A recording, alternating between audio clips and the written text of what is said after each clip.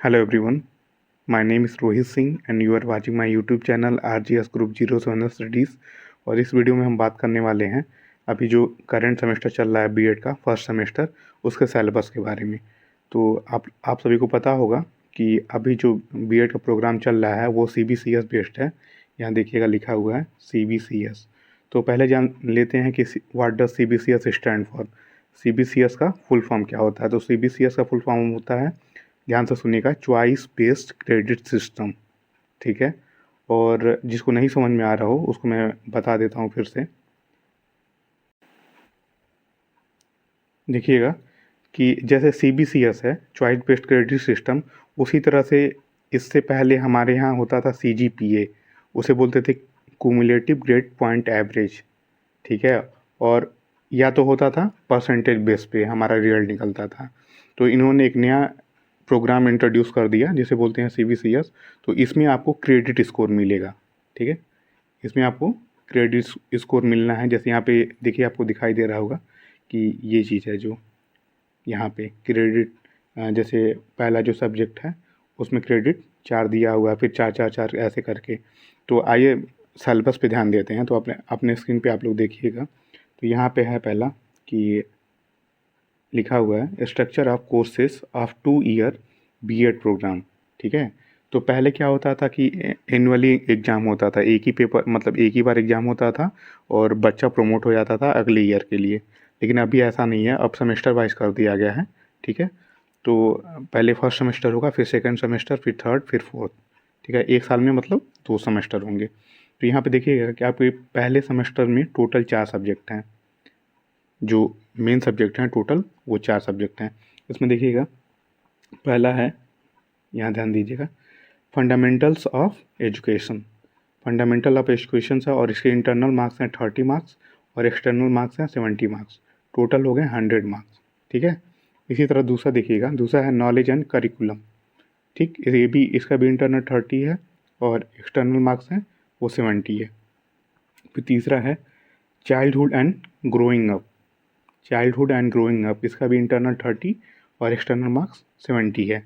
ठीक, और चौथा है कंटेम्पररी इंडिया एंड एजुकेशन, इसका भी 30 मार्क्स है। ठीक, और जो एक्सटर्नल मार्क्स है वो 70 है। ठीक, और सभी में क्रेडिट स्कोर क्या है, 4 4 4 करके हैं।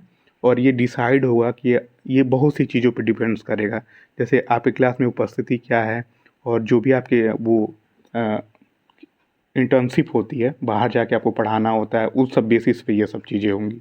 ठीक है, तो ये क्रेडिट स्कोर बहुत सी चीज़ों पे डिपेंड करेगा। तो और आगे देखिएगा, आगे है, यहाँ पे देखिएगा कि पांचवा सब्जेक्ट जो है यहाँ पे लिखा हुआ है ओपन इलेक्टिव कोर्सेस। अभी मैंने आपको बताया कि CBCS का जो फुल फॉर्म होता है, CBCS का जो फुल फॉर्म होता है वो होता है choice based credit system. Choice based इसलिए बोला जाता है इसे, चॉइस बेस्ड इसलिए बोला जाता है क्योंकि इसमें आप सब्जेक्ट चूज़ कर सकते हो। ठीक है, इसमें सब्जेक्ट क्या कर सकते हो, आप चूज़ कर सकते हो। तो यहाँ पे देखिएगा, इसमें से कोई एक सब्जेक्ट आपको पढ़ना है, एनी वन कोर्स। देखिए यहाँ पे 2 सब्जेक्ट दिया हुआ है, तो इनमें से कोई एक ही सब्जेक्ट पढ़ना है। पहला है इन्वायरमेंटल एजुकेशन, ए, और बी है वैल्यू एंड पीस एजुकेशन। ठीक है, और इसके भी क्या है, यहाँ ध्यान दीजिएगा, इंटरनल मार्क्स 30 हैं और एक्सटर्नल मार्क्स 70 हैं। और दूसरा अगर आप चूज़ करते हैं वैल्यू एंड पीस एजुकेशन, इसके भी 30 मार्क्स हैं और एक्सटर्नल मार्क्स 70 हैं। ठीक है, आउट ऑफ 100।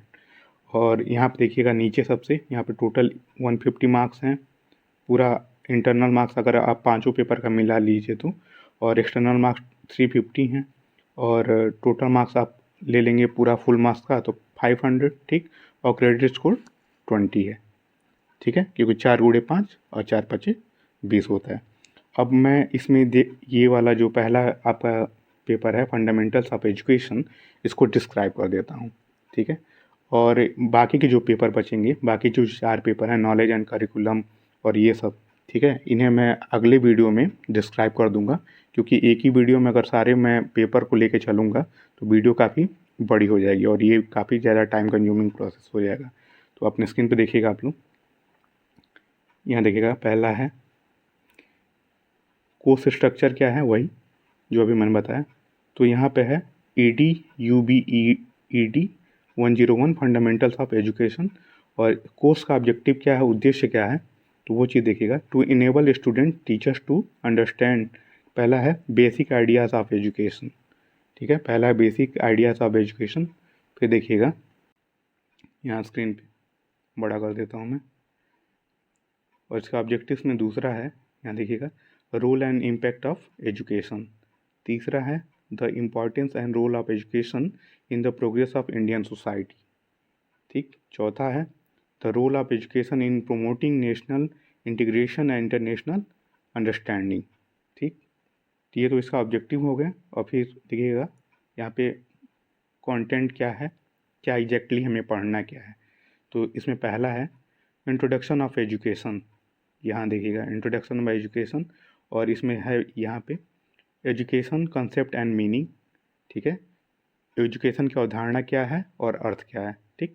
और यहाँ पे देखिएगा education it's nature and definition, education की प्रकृति क्या है और इसकी परिभाषा क्या है, उसके बारे में जानना है। फिर यहाँ पे है meaning in border and narrow sense, ठीक है।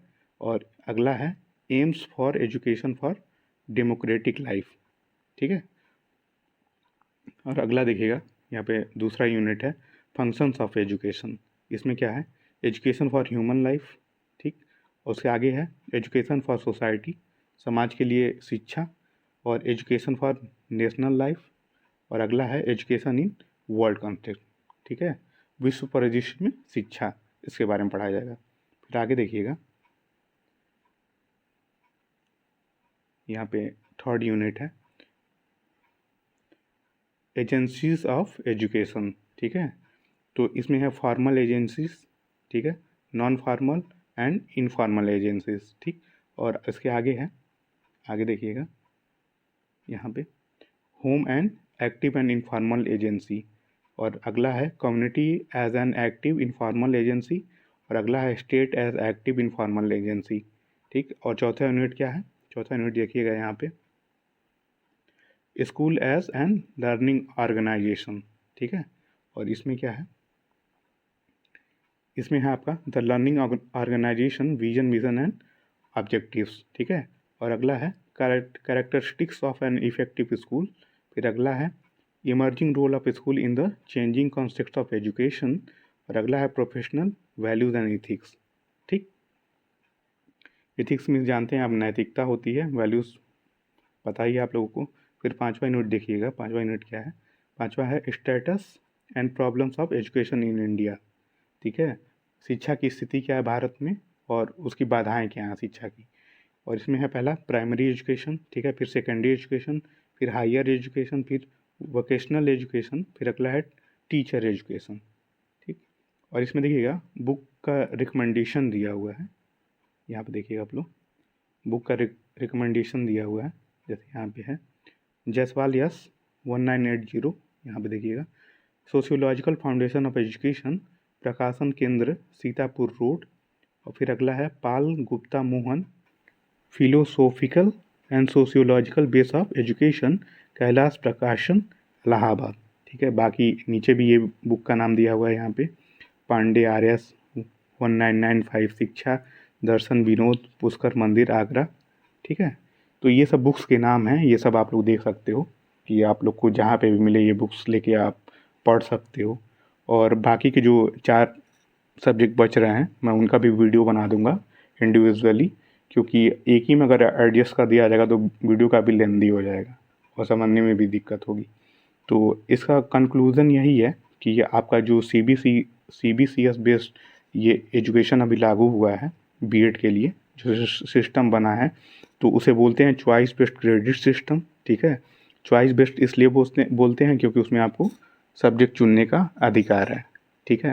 और इसमें एक चीज़ और कर दिया गया है कि CGPA की तरह ही एक क्रेडिट सिस्टम लाया गया है, जो उसमें हर सब्जेक्ट के लिए क्रेडिट अंक मिलेंगे, ठीक। और वो डिपेंड्स करेंगे डिफरेंट फैक्टर पे कि जैसे क्लास में कितना आप प्रेजेंट रहते हो, आपकी कितना आपका इनरोल रहते हो अपने क्लासेस में, और बाकी जो प्रोजेक्ट बनते हैं वो कितना पूरा करते हो आप लोग, और जो भी आपका इंटर्नशिप होता है वो कितना इन्वॉल्व होते हो आप लोग। तो बहुत सी चीज़ों पे आप ये डिपेंड्स करेगा। तो आई होप सो कि आप सभी को सिलेबस अच्छी तरह से समझ में आया होगा। अगर वीडियो पसंद आई हो तो प्लीज़ हमारे चैनल को सब्सक्राइब करें। मिलते हैं आप सभी से नेक्स्ट वीडियो में, तब तक के लिए धन्यवाद।